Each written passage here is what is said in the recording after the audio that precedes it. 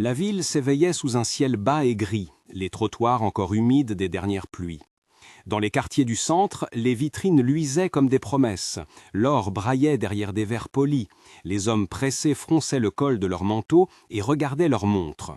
Plus loin, entre une casse automobile et une boulangerie qui commençait à dégager l'odeur du pain chaud, les poubelles gardaient des secrets et un petit vélo au guidon tordu résistait au vent, fidèle à son propriétaire. Avant que l'histoire commence vraiment, abonnez-vous et activez la cloche si vous voulez ne rien manquer. Un petit like aide beaucoup. Ce matin-là, la Jaguar de Sébastien protesta. Le moteur, si lisse d'habitude, se mit à tousser quand il descendit lentement la rue qui menait à sa boutique. Il repéra l'odeur d'huile et, sans affectation, fit signe au chauffeur de s'arrêter. Il était rare qu'il marche 200 mètres sans être escorté, d'une voix, d'un assistant, d'un système qui lui rappelait ses rendez-vous. Le vent collait ses cheveux derrière son col. Il regarda autour de lui avec l'œil d'un homme habitué à l'ordre des choses. Vitrine, façade nette, vitrage sans une trace. Et, comme si la ville voulait rappeler à chacun sa géographie intime, un éclat de couleur minuscule attira son attention. Un vélo à la peinture écaillée, une petite figure recroquevillée sur une boîte, tenant un sandwich enveloppé dans du papier huilé. Mathieu avait 12 ans. La rue lui avait appris la nécessité de gestes précis.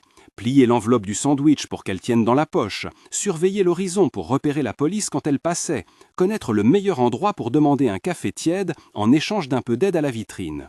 Son vélo, Gringalette, n'était pas un jouet, mais un outil, la seule chose qui reliait ses journées au souvenir d'une mère qui avait ri un été, 3 ans auparavant, tenant son petit main contre la sienne.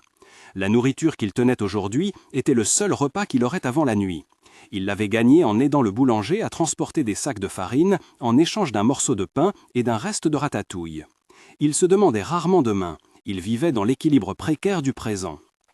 Quand Sébastien passa devant lui, la Jaguar grinçant à distance, leurs regards se croisèrent. Il y eut, chez l'homme riche, un mélange de reconnaissance de l'altérité et un pincement d'irritation.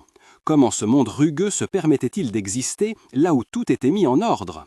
Il aboya presque intérieurement contre le hasard qui avait placé un enfant et un vélo sur le trajet de son destin. Mais quelque chose se produisit, minuscule et décisif. La roue arrière de Gringalette dérapa sur une plaque d'égout. Le jeune garçon perdit l'équilibre et son sandwich roula sur le pavé, le papier huilé tachant la pierre d'une mate couleur brun. Sans réfléchir, Mathieu tendit la main pour récupérer son repas. Dans le geste, il glissa, et la main de Sébastien, qui marchait maintenant à sa hauteur pour surveiller le mécanicien, se posa sur l'épaule du garçon pour l'aider à se redresser. « T'as perdu quelque chose ?» demanda Sébastien, d'une voix qui ne cherchait pas la pitié mais la clarté. Mathieu releva le visage, porta la main à son sandwich et, sans théâtre, comme on partage une habitude, il fit un pas en avant. « Non, enfin si, je pense qu'il faudrait remettre l'écrou là. » Il montrait du doigt le vélo. Sa voix était courte, précise, comme si la vie lui avait appris à ne pas diluer l'air en mots.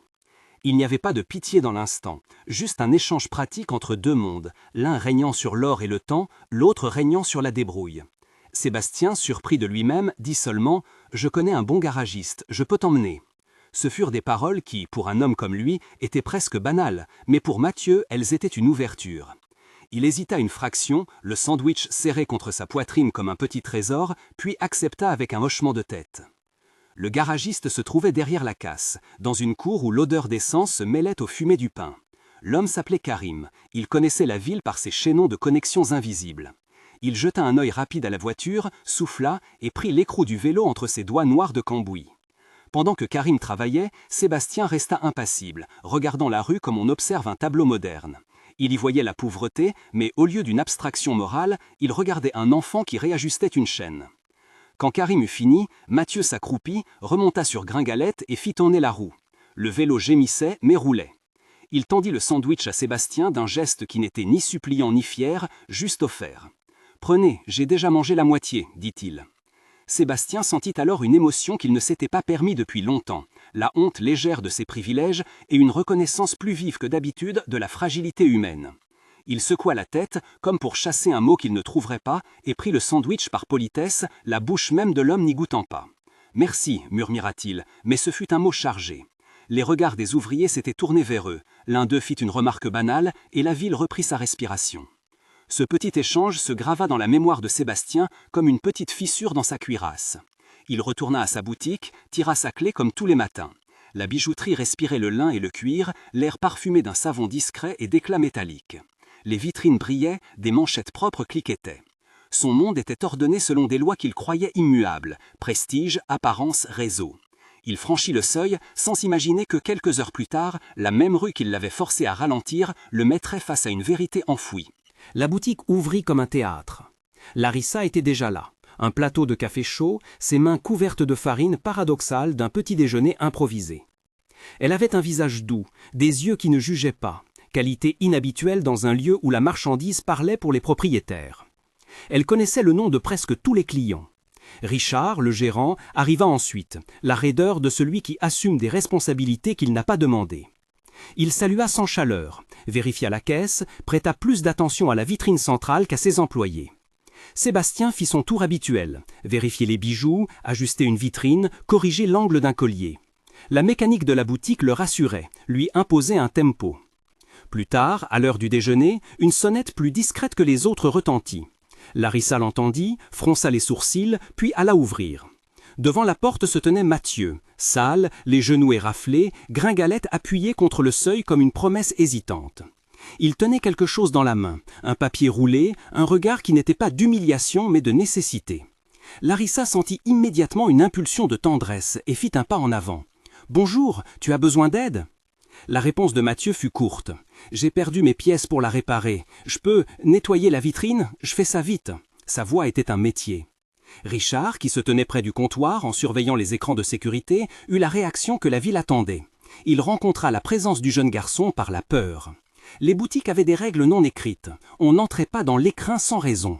Il prit un air sévère, plus instinctif que réfléchi. « Ce n'est pas un endroit pour des enfants de la rue, dit-il, la voix sèche. Tu dois partir. » Sébastien, attiré par la perturbation, s'approcha. Il vit Mathieu debout, regardant les vitrines comme si elles étaient autant de fenêtres sur un monde interdit. Il remarqua aussi comment l'index de Larissa tremblait légèrement, prêt à plaider. Quelque chose dans l'échange le ramena au matin, au sandwich et à la main qui avait touché l'épaule du garçon. Il prit une décision soudaine. « Laisse-le, Richard. Il peut balayer pendant 1 heure. On lui donnera quelque chose en échange. » Le ton de Richard vacilla. Il se souvint que l'image d'une boutique reflétait sa propre sécurité. L'entrée d'un enfant était un risque d'image, de plainte, d'ennui. Il était prêt à expulser, comme on balaye une tâche gênante. Mais Larissa posa une tasse sur le comptoir, prit un morceau de pain et le glissa dans la main de Mathieu. « Un coup de balai et après un sandwich chaud, dit-elle doucement. Ses yeux, privés d'artifice, excluaient la condescendance. Elle voyait un enfant. Elle voyait la fatigue. Mathieu s'éclaircit la voix et commença à balayer. Son regard revenait souvent à la vitrine centrale, un espace où reposait un cadre photo encastré dans un présentoir pour clients fidèles mis de côté pour une campagne. Le cadre avait été posé là la veille par Richard qui n'y avait prêté aucune attention. Larissa observa le garçon, ses gestes précis, et se demanda d'où venait une telle dignité chez quelqu'un dont la vie était faite d'angles vifs. C'est en passant l'éponge sur la base du présentoir que Mathieu fit un geste qui changerait tout. Il posa la main sur le cadre, le souleva et, sous le verre, apparut une photographie ancienne. Une femme souriante tenant un petit enfant contre elle, son visage tourné vers un homme dont le profil rappelait étrangement celui de Sébastien. La photo était jaunie, la couleur passée, mais la ressemblance était nette. Larissa, qui essuyait distraitement une bague, s'arrêta. Un silence fit comme une suspension dans l'air parfumé de la boutique. Mathieu ne savait pas qui était sur la photo. Il portait simplement parfois des images avec lui, sans savoir qu'elles pouvaient être des clés. Richard voulut reprendre le cadre, le remettre en place comme si rien n'avait été. « Ce n'est pas pour toi. » Sa voix avait cette fois une pointe de panique. Il y avait dans sa réaction autre chose que la peur d'un enfant. C'était la peur d'un souvenir qui pourrait se réveiller. Larissa le regarda et, sans demander de permission, prit la photo, posa le cadre sur le comptoir et l'examina. Sous le verre, griffonné au dos, une date et un nom presque effacé. Marie, 2009. Le cœur de Larissa fit un saut. Elle connaissait ce prénom. Elle se souvenait d'une photo accrochée autrefois dans l'arrière-boutique, d'un portrait d'une jeune femme gentille qui aidait parfois à la caisse et puis qui avait disparu. Le visage de Sébastien pâlit. Il prit la photo, la retourna lentement. Il ne comprit pas d'abord pourquoi son estomac se nouait. Puis la logique, lente et implacable, commença à tisser un lien. La ressemblance, la date, le nom murmuré. Marie, murmura-t-il, comme si l'énoncé d'un vieux mot pouvait remonter un oubli scellé par la décence familiale. La boutique sembla se rétrécir, les sons lointains de la ville arrivaient comme à travers de l'eau.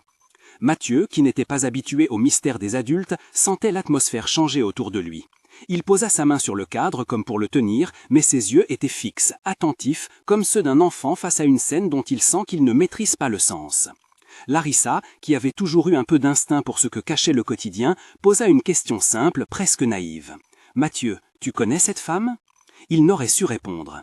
Dans sa tête, le nom Marie était la voix de sa mère, le souvenir d'un repas partagé, une chanson qu'elle chantait quand elle le berçait la nuit. Il répondait que oui, mais que cela remontait à loin. Sa main chercha instinctivement la poche où il gardait une photo chiffonnée, l'unique relique qu'il portait d'elle. Une image prise sur un vieux téléphone montrant une femme emmitouflée, un sourire doux, des yeux fatigués. Il la sortit, hésita et la posa à côté du cadre. Le contraste des deux photographies, l'une encadrée dans le luxe d'une bijouterie, l'autre froissée, planquée au fond d'une poche, fit une flash dans l'air. Larissa prit la photo chiffonnée, la tint contre la lumière et se rendit compte que la ressemblance était indéniable. Une main tremblante, chez quelqu'un qui n'aimait pas trembler, vint saisir l'arrière de la nuque de Richard. « Expliquer ». Ce mot était à la fois une invitation et un ordre.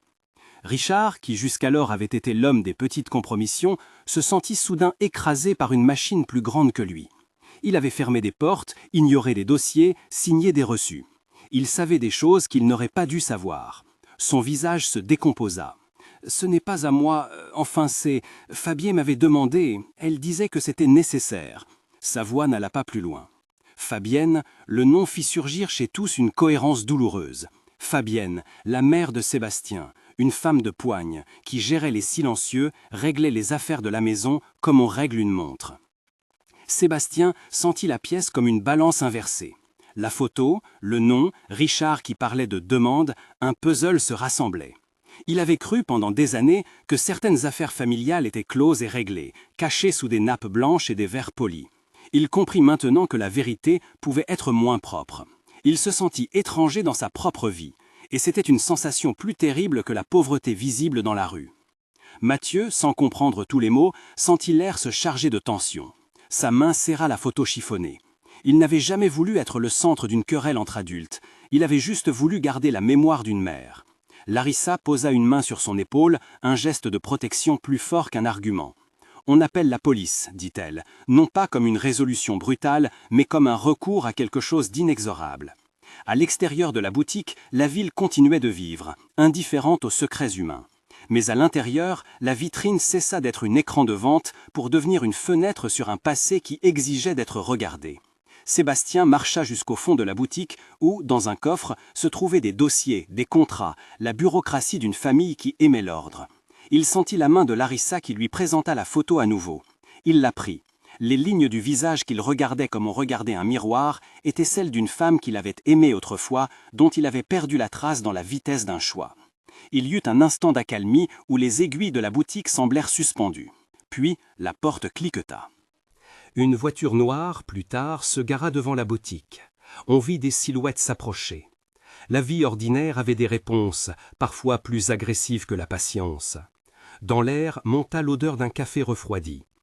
Richard, devant l'évidence, ne put plus reculer. Il avança, la voix confondue. Fabienne, elle avait peur. Elle disait que si on laissait parler Marie, la maison perdrait tout. Elle a... Sa phrase s'éteignit, avalée par la vérité qu'il n'osait nommer. Le prénom murmuré attira l'attention comme un aimant. Sébastien sentit ses doigts blanchir autour de la photo. « Elle a... quoi » demanda-t-il, la formulation d'un homme qui découvrait qu'on avait sculpté son passé à son insu. Richard regarda autour de lui, puis, comme poussé par le besoin de se délester d'un poids, il raconta à moitié, entrecoupé de halètements et d'aveux timides.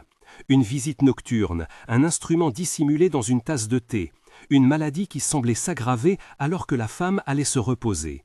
Il n'y eut pas de détails sordides, seulement des allusions, des gestes couverts, une volonté de faire disparaître un problème, comme on efface une tache sur un tapis. La responsabilité de Fabienne fut évoquée sans l'ignoble détail d'un acte précis. L'accent tomba sur la décision, la froideur qui s'installait comme une logique.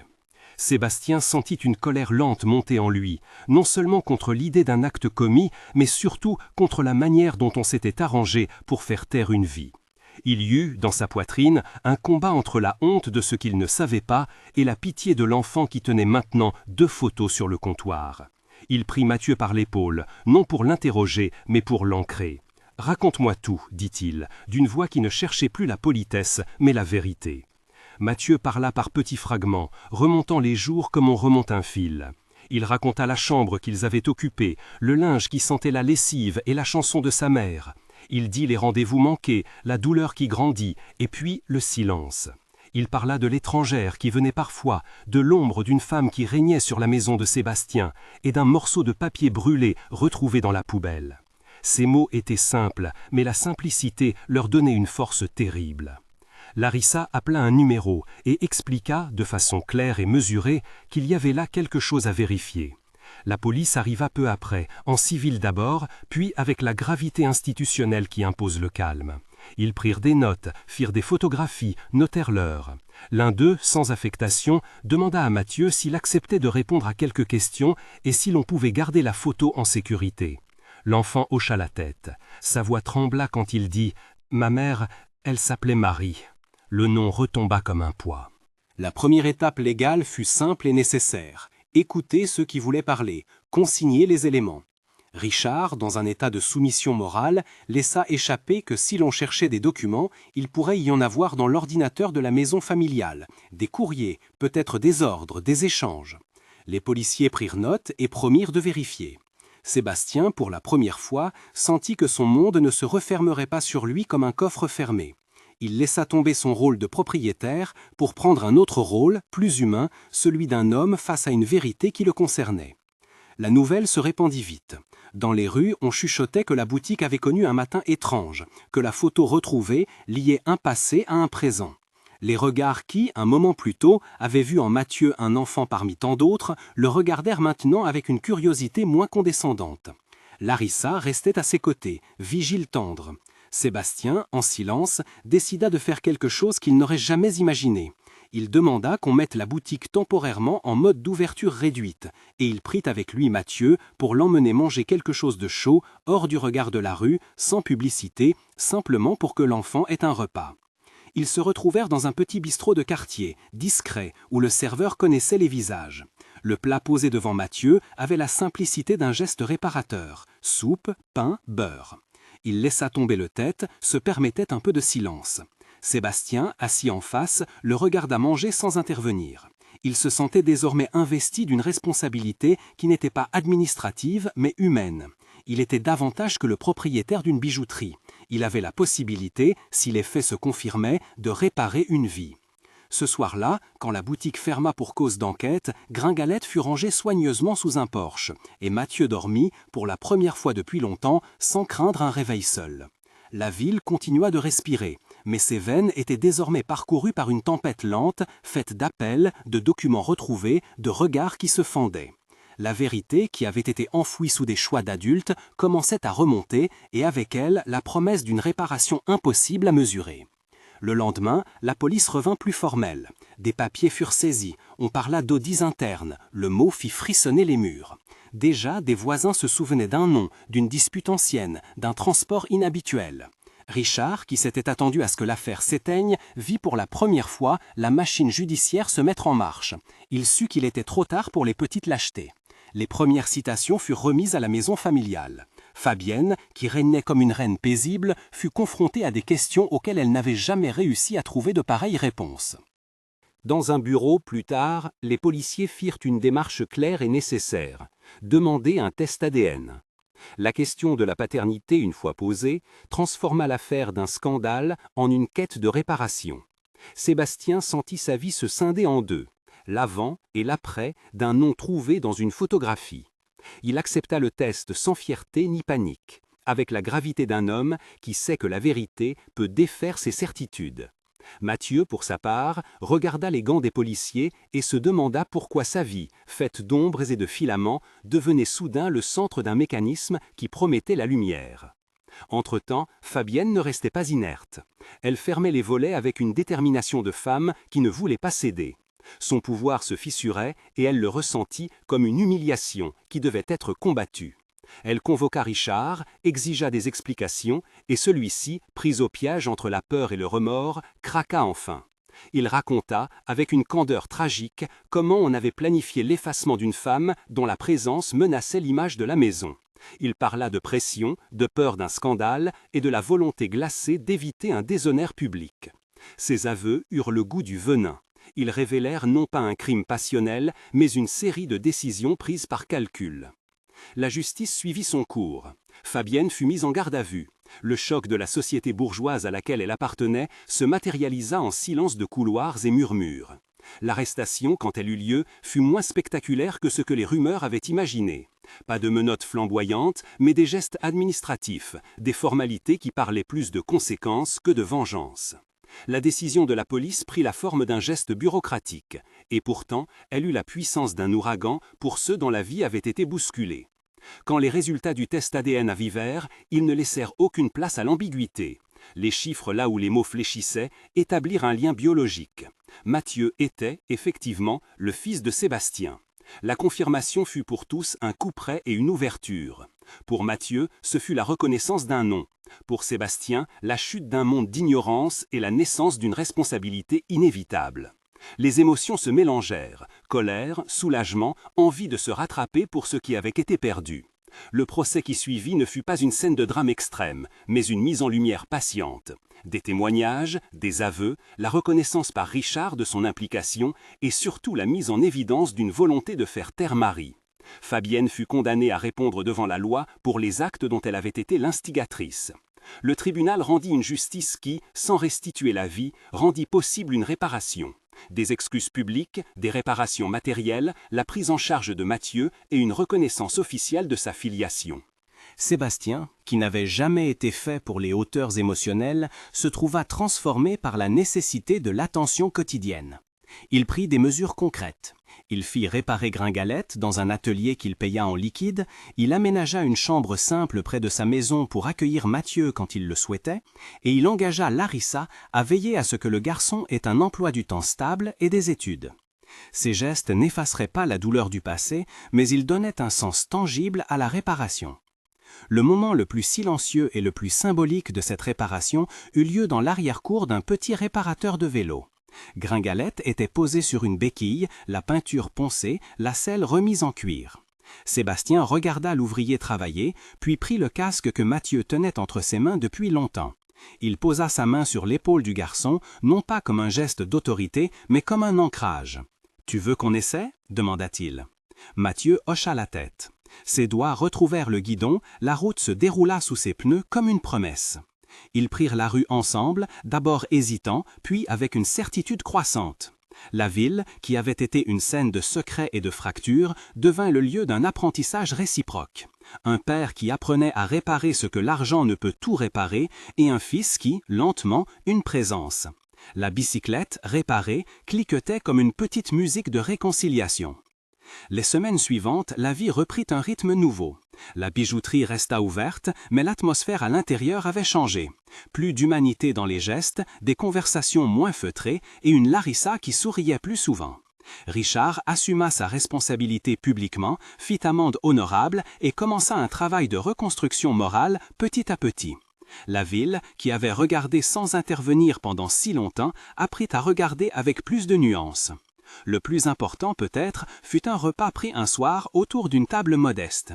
Sébastien, Mathieu et Larissa s'assirent côte à côte. Il n'y eut pas de discours grandiloquent. Il y eut des plats simples, la chaleur du pain, la voix basse d'un enfant qui racontait une histoire de rue et la patience d'un homme qui écoutait. Entre le bruit de la ville et le calme de la lumière, quelque chose se referma comme une blessure pansée. La réparation n'était pas parfaite, mais elle était réelle. Alors que la ville reprenait son souffle, Gringalette devint l'étrange symbole d'une réparation. On le vit, certains matins, sur la place du marché, lorsque père et fils s'éloignaient en pédalant, leurs silhouettes se découpant sur le paysage banal. Les passants reconnaissaient, dans la petite bicyclette, non pas seulement un enfant qui va à l'école, mais une histoire de dignité retrouvée. Pour Sébastien, la transformation fut lente et profonde. Il apprit à mesurer la valeur d'un geste humain avant celle d'un objet précieux. Pour Mathieu, la reconnaissance d'un nom permit d'ancrer une identité qui, jusqu'alors, flottait entre les bords. Larissa continua d'être la main douce qui mettait en ordre les choses fragiles. Richard tenta de réparer ce qu'il avait brisé en devenant un homme différent, non par grandeur, mais par contrition. Le dernier souvenir qui scella la réparation fut simple et presque ordinaire. Un dimanche matin, le soleil bas dessinant des ombres nettes, un père et son fils franchirent la porte d'un parc. Gringalette roulait sans bruit, les cadrans d'une ville occupée reluisaient au loin. Ils s'arrêtèrent près d'un banc, partagèrent un sandwich et Sébastien regarda son fils. Il aurait voulu dire 1000 choses, promettre des lendemains parfaits. Il choisit la simplicité d'un geste, replacer une mèche de cheveux sur le front du garçon. Mathieu sourit, sans prétention. La ville continuait d'exister, imparfaite et belle.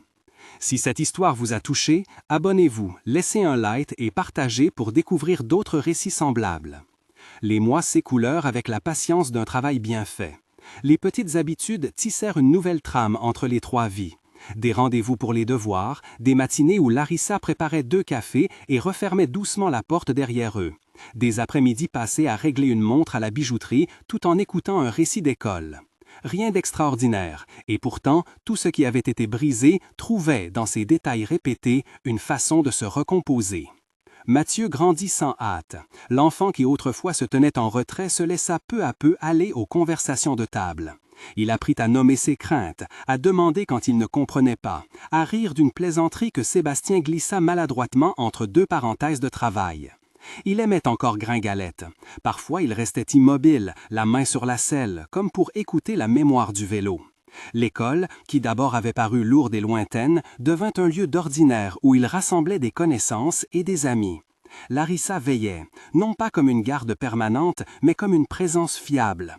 Elle savait quand laisser venir et quand retenir, quand corriger et quand louer. Sébastien poursuivit son apprentissage humain. Il retrouva des gestes oubliés, la douceur d'une question posée sans présupposer, la capacité d'admettre une faute et d'en tirer une réparation plus profonde que le geste public. À la bijouterie, il recommença à prêter attention aux clients, non pour gagner leur or, mais pour comprendre leurs histoires. Il racontait parfois tout bas à celui qui passait par hasard la valeur d'une parole dite à temps. Ses mains, qui avaient longtemps calculé le prix des choses, apprirent à mesurer la valeur d'une conversation. Il se surprit à fermer boutique plus tôt pour aller chercher Mathieu à l'école, ou à accepter une demande d'aide pour réparer un cadenas chez un voisin âgé sans s'en vouloir de perdre un peu d'argent. C'était un commerce qui, lentement, se convertissait en autre chose, un lieu où l'on venait chercher plus qu'un bijou. Richard changea lui aussi, mais la route fut plus escarpée. Sa contrition ne devint pas une vertu spectaculaire. Elle se manifesta par des silences et des actes humbles. Il rendit service aux réparateurs de vélos, offrant parfois sa force pour porter des pièces lourdes, et s'engagea à apprendre le métier, non pour s'imposer, mais pour comprendre. Il vint à quelques réunions du quartier, non pas pour se justifier, mais pour écouter. Peu à peu, les rumeurs qui l'avaient accompagné perdirent de leur mordant. Ce n'était pas un effacement du passé, chacun gardait en mémoire ce qui avait été fait. Mais Richard accepta que la réparation exige un temps long et des travaux petits. Il ne chercha plus la grandeur, il chercha la constance. Le marché du dimanche fut longtemps un baromètre discret de ces nouvelles températures sociales. Au premier printemps, après l'affaire, Gringalette roula encore au milieu des étals. Les marchands reconnurent la silhouette de Sébastien et saluèrent différemment. Certains, qui jadis avaient évité le regard, trouvèrent l'occasion d'un bonjour rendu plus vrai.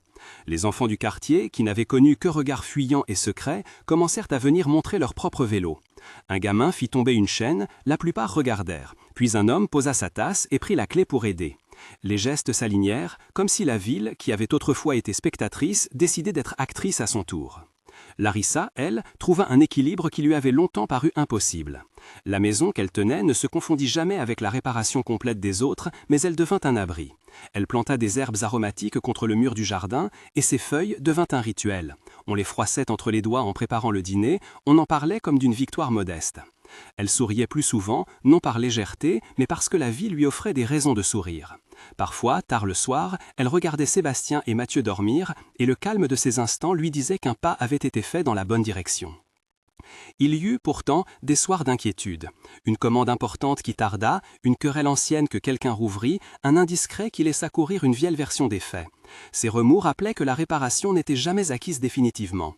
L'un de ces soirs, Sébastien et Richard se croisèrent dans la rue sous la lumière pâle d'un réverbère. Aucun mot grandiose ne fut échangé. Ils s'arrêtèrent, s'expliquèrent en silence, un échange de regards, un bref hochement de tête, et chacun reprit son chemin. Ce furent de petits actes, discrets, qui tranchèrent autant que les grandes paroles. Un après-midi d'automne, la bijouterie organisa, sans fanfare, une table de réparation pour les objets du quartier. Montres fatiguées, boutons cassés, fermoirs défaillants. L'idée venait de Larissa, une matinée où les gens viendraient non pas pour acheter, mais pour réparer. Personne ne s'attendait à une foule, pourtant la porte resta ouverte. Des voisins, des enfants, des anciens apportèrent ce qui leur était cher et usé. Sébastien, entouré d'un groupe qui incluait Richard et le réparateur de vélo, travailla sans compter les heures. Les gestes s'enchaînèrent et avec eux des conversations, des confidences, des rires. Mathieu, qui avait trouvé un petit tabouret, rendait de menus services.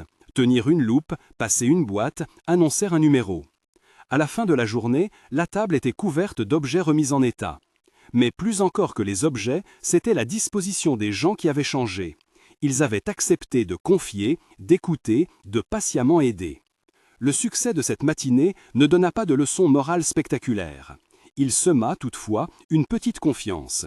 Que la réparation n'était pas seulement un geste entre deux individus, mais un travail social qui impliquait des mains, des paroles et du temps. Les voisins commencèrent à se réunir autour de questions pratiques. Organiser un coin de réparation communautaire, s'entraider pour surveiller les plus jeunes, tendre la main à celui que l'on savait fragile. Ces initiatives restèrent modestes, mais elles firent sourire les plus prudents. Les saisons continuèrent leur cycle. La première neige apporta avec elle une sérénité différente. Un matin, où tout était blanc, Sébastien trouva Mathieu déjà debout, regardant la fenêtre. Le garçon serra Gringalette contre la clôture, comme pour la mettre à l'abri, puis se tourna vers son père. « Tu te souviens quand on avait peur de sortir ?» demanda-t-il. Sébastien fit une pause. Il regarda la trace des pas dans la neige et répondit d'une voix calme. « Oui, je m'en souviens, mais regarde comme le monde est là, pierre après pierre. » Mathieu rit d'un rire léger, presque étonné de sa propre confiance retrouvée. Ils sortirent ensemble, sans hâte, et firent une petite descente sur une pente du parc. Rien d'héroïque, juste deux silhouettes qui glissaient et qui, en descendant, semblaient se délester d'un poids ancien. La ville, quant à elle, poursuivit sa vie faite d'ombre et de lumière. Les rumeurs se dissipèrent, les gestes de réparation prirent place à côté des routines immuables. Des passants continuaient d'observer, parfois sceptiques, parfois attendris, mais parmi eux, certains s'arrêtèrent pour saluer, témoins d'un changement qui ne s'expliquait pas seulement par des mots, mais par la matière des échanges quotidiens. Un soir d'hiver, alors que la bijouterie fermait ses volets et que la lampe sur la table diffusait une lumière douce, Sébastien s'assit et prit la petite montre que Mathieu avait réparée lors de la matinée. Il la regarda comme on regarde un objet qui porte l'empreinte d'une histoire. Larissa passa la porte avec 2 tasses, posa une main sur l'épaule de Sébastien et dit, simplement, « Nous avons fait d'autres choses que mettre des chaînes et des fermoirs. » Sébastien sourit et répondit, « Oui, nous avons appris à tenir quelque chose de fragile. » Ils restèrent un long moment ainsi, à écouter le tic-tac, à mesurer le temps différemment. Au dehors, la rue était calme. Au loin, la silhouette d'un enfant qui rentrait de l'école croisa celle d'un homme qui rentrait du travail. Les deux allèrent de pair, comme si la ville elle-même s'était accordée à leurs pas. Et puis, un matin de printemps, la place du marché se vida d'une manière autre. Plusieurs enfants, aux vélos variés et aux sourires incertains, s'alignèrent pour une petite course sans enjeu. Gringalette, repeinte mais fidèle, prit place parmi eux. Sébastien accompagna Mathieu, mais cette fois d'une façon différente. Il resta en retrait, content de voir le garçon prendre son élan. Larissa, de l'autre côté de la place, battit des mains. Richard, habile à présent à garder la distance qu'il convient à la confiance retrouvée, regarda sans intervenir. Les voisins, certains qui avaient jadis tourné la tête, applaudirent. Rien n'était parfait, mais la scène, simple et dérisoire aux yeux du monde, avait le goût d'une victoire minuscule. Sébastien sentit, en regardant son fils s'éloigner sur la route, que quelque chose d'essentiel s'était déplacé. Il ne pouvait pas réparer le passé, mais il pouvait tenir le présent avec constance. Et peut-être, pensa-t-il, c'est là la réparation véritable, celle qui ne promet pas l'effacement des blessures, mais qui apprend à vivre malgré elles, à faire de chaque jour un petit travail de maintien et de soin. La poussière retomba, les rires s'égrenèrent, et la ville reprit son souffle, tenant désormais en elle l'imprimé discret d'une histoire qui n'était plus seulement la leur. Les jours qui suivirent la course furent faits de gestes minuscules qui se répondaient comme des échos. Le coin de réparation installé près de la place, avec sa vieille table bancale et ses étagères de tiroirs hétéroclites, devint un rendez-vous discret. On y apportait des montres au cadran craquelé, des socles de lampes dont la vis fuyait, des bracelets effilochés et parfois seulement des objets sans valeur matérielle, mais lourds d'histoire, une photo gondolée, une poupée au visage rapiécé. Chacun apportait ce qu'il savait et chacun, à son tour, repartait un peu plus léger. Sébastien passait ces matinées-là entre l'odeur de métal et le thé tiède que Larissa servait dans des tasses dépareillées. Il enseignait sans fanfare. Comment tenir une pince pour ne pas écraser l'âme d'une pièce. Comment écouter le tic-tac comme on écoute quelqu'un qui raconte une vie. Parfois, il montrait aux garçons des gestes précis que Mathieu reproduisait, maladroit au début, puis avec cet aplomb enfantin qui ne craint pas l'erreur. Les voisins s'attardaient, regardaient, posaient des questions pratiques. Où trouver une petite vis, comment nettoyer une montre ternie, comment recoudre sans déchirer. Les réponses venaient, généreuses, et parfois d'où on ne les attendait pas. Richard vint un après-midi. Il resta d'abord en marge, la casquette enfoncée, regardant les mains qui opéraient. Le regard qu'on lui lançait avait changé, moins de défi, plus de curiosité. Il prit timidement une petite boîte à outils que Larissa lui tendit. On ne lui demanda pas de s'expliquer, on ne l'interrogea pas sur sa présence dans le passé. Il suffisait de venir avec une volonté de faire. Il resta, fit des gestes simples, tendit un chiffon, porta un morceau de bois. Peu à peu, sa rigidité se délita. Quand, à la fin, un vieil homme l'applaudit pour avoir aidé à refixer un ressort récalcitrant, on vit sur son visage une surprise presque douce, comme si le monde lui offrait une autre manière d'exister. La vie de la place ne devint jamais triomphante, ni naïvement guérie. Il y eut encore des silences lourds, des regards qui se détournaient. Mais on apprit à nommer ces silences, à les laisser respirer. Des conversations s'ouvraient, brèves, sincères, et suffisamment vite, la ville rencontra des lunes où tout semblait possible de recommencement. Les enfants, surtout, imposèrent leur simple vérité. Le monde n'est pas seulement ce que l'on perd, il est aussi ce que l'on refait. Ils prenaient des pièces cassées pour en faire des jouets, transformer des chutes de métal en instruments improbables. Leur inventivité contamina les adultes, et les rires des plus jeunes apportèrent une musique que l'on n'avait pas entendue depuis longtemps. Un samedi, la municipalité locale, sans grand déploiement, par une affiche discrète collée sur le panneau du marché, annonça une journée des métiers. Rien de spectaculaire, juste des tables, des artisans invités, des jeux pour les enfants. La petite équipe de réparation s'inscrivit spontanément. Larissa proposa une table de troc. L'on pouvait échanger un objet réparé contre une compétence donnée. Sébastien hésita, puis accepta. Ils organisèrent un atelier de remontage, où chacun pouvait apprendre à remettre en marche une montre. Les visiteurs furent nombreux, non pas par curieux voyeurisme, mais par ce besoin simple de toucher, d'essayer, d'apprendre. Ce jour-là, une femme âgée arriva, tenant serré un écrin usé. Elle s'assit sans bruit et regarda la montre sur la table, comme on regarde une relique. Quand vint son tour, elle tendit l'objet à Sébastien. C'était une montre de poche, dont le verre portait la trace de décennies. Elle dit d'une voix douce. « Elle appartenait à mon frère. Il a disparu avant que je sache le nom de la paix. J'ai gardé sa montre. » Sébastien prit la montre, sentit le poids des ans. Il ne fit pas de promesse qu'il ne pourrait tenir. Il expliqua ce qu'il pouvait tenter, les limites, la patience qu'il faudrait. La femme acquiesça et offrit, en échange, 2 rosiers qu'elle n'avait plus la force de planter. Ce troc, minuscule, scella quelque chose. La réparation touchait aussi à la mémoire. On remit la montre dans sa boîte, et quand, quelques jours après, le petit tic se fait entendre à nouveau, la femme pleura, non d'un chagrin qui s'ébroue, mais d'une reconnaissance calme. Les voisins vinrent lui offrir des pots pour ses rosiers. Personne n'en fit d'histoire. À la maison, les soirs restaient des rituels simples. Larissa préparait des soupes épaisses, et la lumière chaude de la table jetait sur les murs des ombres familières. Sébastien, parfois, remontait la montre que Mathieu lui avait donnée ce premier matin de réparation, la posait sur le tissu, la regardait tourner. Le tic-tac devint un rythme propre à leur foyer, une manière de compter les jours sans prétendre effacer les nuits plus noires. Ils parlaient peu du passé, mais le partage de tâches, réparer une vitre, raccommoder un pull, remettre à neuf une poignée, fut un langage en soi.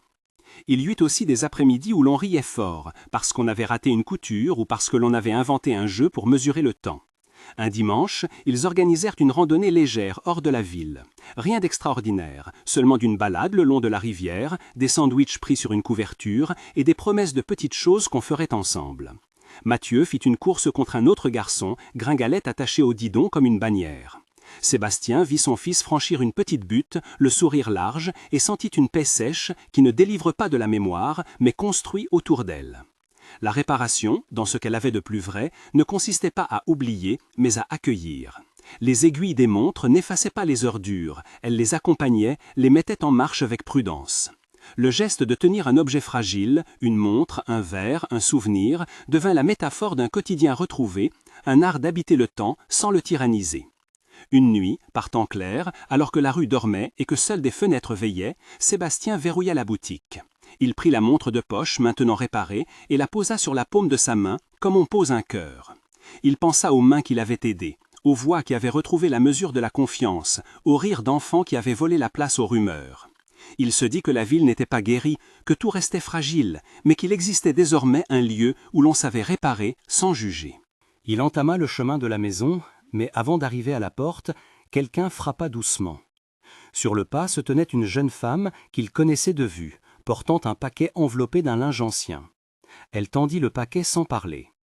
À l'intérieur, une photo jaunie et une horloge murale dont l'aiguille s'était arrêtée. Il sentit, dans ce geste de confiance, la possibilité d'une suite, non pas un achèvement spectaculaire, mais la continuation discrète d'une vie où tenir quelque chose de fragile devenait une habitation. Sébastien prit la photo, sourit et invita la femme à entrer.